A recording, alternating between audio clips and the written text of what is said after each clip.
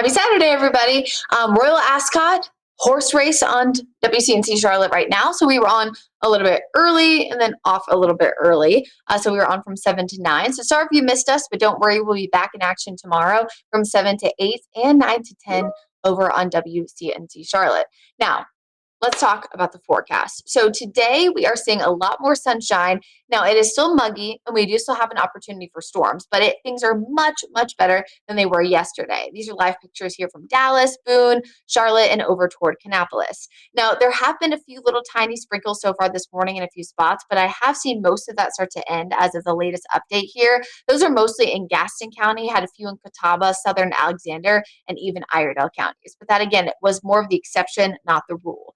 Patchy areas of locally dense fog have also wrapped up, so getting ready for a pretty great forecast for the afternoon. Lots of sunshine today. Most of the day will be partly sunny, so a little bit more sunshine than what you're seeing right now outside your door. We will have a few showers and storms today. So if you are going to Charlotte FC, Charlotte Knights, maybe you're getting out and about in Uptown just to kind of walk around, I would have an umbrella handy just in case. I'm only saying that because I personally, when I have my hair and makeup done or I'm looking cute, or honestly, even if I was just going for a run, I don't want to get doused in a shower, but I surely don't want to impact, I'm trying to say, get into any kind of issue, with a thunderstorm. Temperatures today, mid 80s. We're in the upper 80s, close to 90 tomorrow, and our rain chances are less than about 10% for the majority of Sunday. So if you were looking for one day to get outside, you're probably going to want to wait till tomorrow.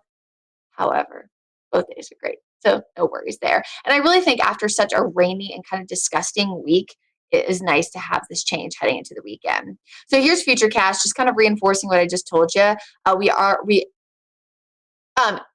Adina is asking me it rained this afternoon versus evening. So most of the shower activity is going to be after about 1 o'clock, and this will be for the Charlotte Metro, but it's really a low end rain chance. I would say 20% probably from 1 to 9, but the main threat here will be probably about 3 to 6, and that will be just some isolated shower and storm activity. So 20 to 30%.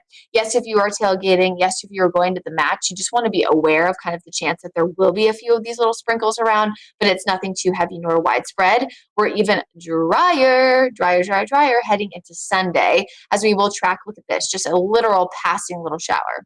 Now, I'm going to include a little asterisk sign here if you live in the mountains. By Sunday evening, we will be tracking a few thunderstorms moving into the mountains, and this will be ahead of a strong cold front that's actually going to roll through most of the Charlotte metro area on Monday. So that could result in a few more showers and storms, again, mostly for Ashe, Watauga, and Avery counties, but that doesn't include the Charlotte metro. And it is a good reminder that our 7-day forecast is technically for the metro. So when you see kind of these changes, like sometimes if there's no chance of rain in the metro, I might put no chance of rain, obviously, in our 7-day, but I might actually put physically that rain chances in the forecast for the mountains. So just remember that, especially when you're getting our app updates on our WCNC Charlotte mobile app.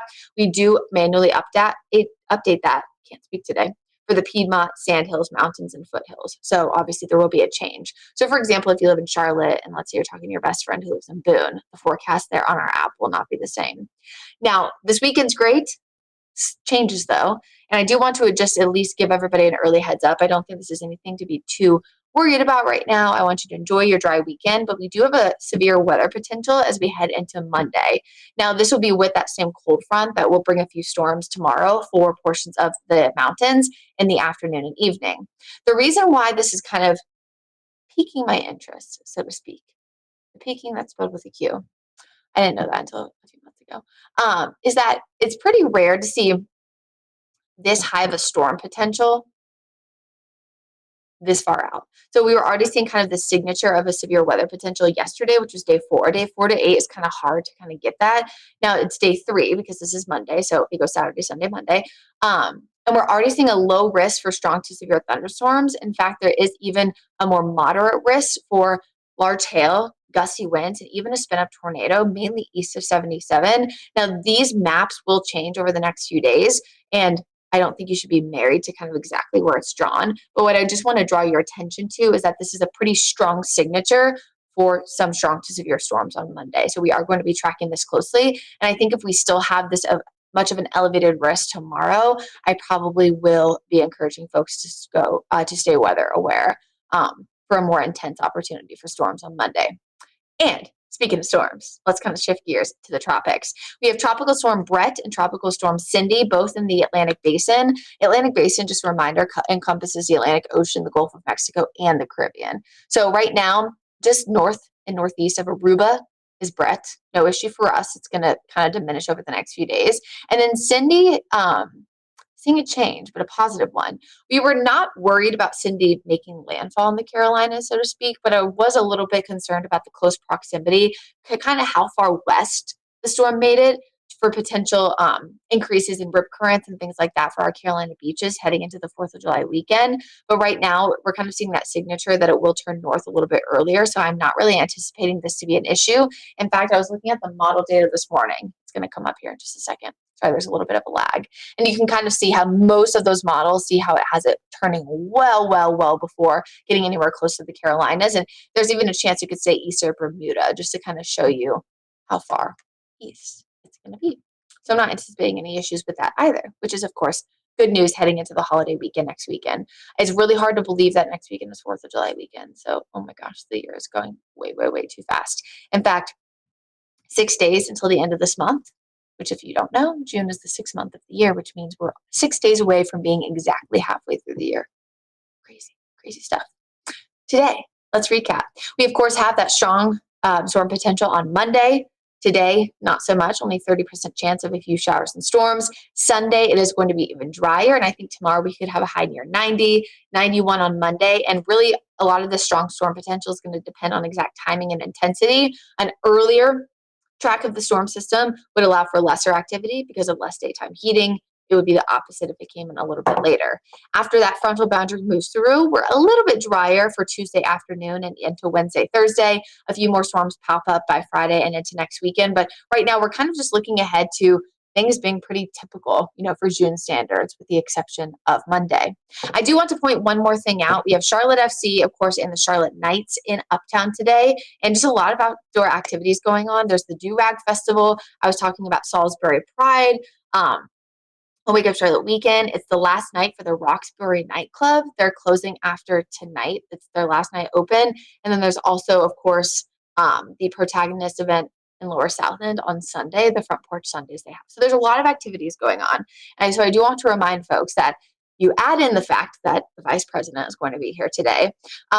We are getting a heads up by CAS that there will be brief delays along the City Links Gold Line, the Links Blue Line, and regular CAS bus routes. Anywhere between the scheduled visit, which they haven't really given us a lot of specifics on that, but I would guess between about now through about 4 o'clock. So even though, the games and the match is a lot later, I still think this could impact people as they're getting out to tailgate. So just remember that. If we do get any updates, we will send a push alert if you have our WCNC Charlotte mobile app on street closures, things like that. So I do encourage everybody to download that because you can track the street closures today, if there are any isolated storms later on too. And of course, the weather forecast as we look ahead to that strong storm potential on Monday. So for now, I'm going to leave you all and tell you to have a happy, healthy, safe Saturday. Stay safe. And of course, we're looking ahead to Monday, strong storm potential, but a great weekend before we get there. So I hope you're able to get out and enjoy it. I'll leave you with one more thing. Don't forget the sunscreen. You don't want to get burnt. The UV index is back in that very high, if not extreme category. Hope you all have a great day.